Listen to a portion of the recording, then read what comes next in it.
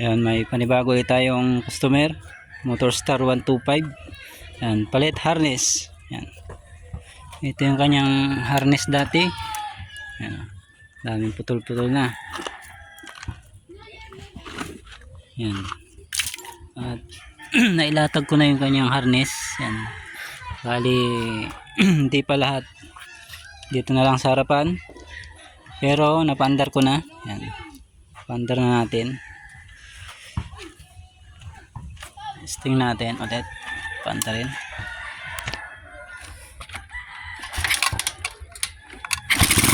Ayan. Na.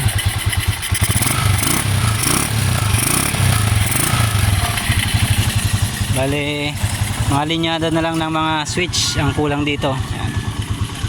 Sabi ko sa customer mamaya ulit at syempre mag New Year tama tayong bayan. Bale mga ano na lang sa ano ko mga 80% na yung ating na-install dito. Yan, ginawa ko na rin ng sakit yung mga wala. Tapos dito sa harapan mga handle switch na lang. Tapos sa likodan na lang ayusin pa natin. Yan. Ito yung kanyang dating harness. Yan. Dami ng tape tugtong.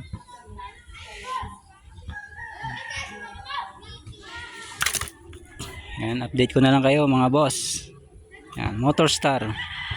Yan, bali yung kanyang harness sa Motorstar. Yan, bali part ng stator, yan, plug and play. Pati yung mga gear indicator, yan, plug and play lang. Tapos sa stator, yung mga wires sa stator, plug and play. Lahat, sakit. Ultimo dito sa charger niya, yan minodify ko na lang, lagyan ko socket kasi yung dati niya CDI charger hindi na original. Yan, putol na yung wire, nilagyan na lang natin ng socket para plug and play. Tapos sa CDI, yan plug and play lang din kanya mga socket. Yan.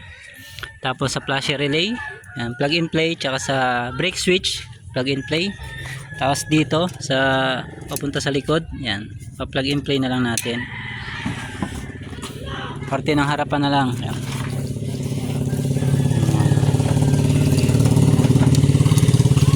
Bali handle switch, yan, maglalagay pa tayong mga socket para puro plug and play lang.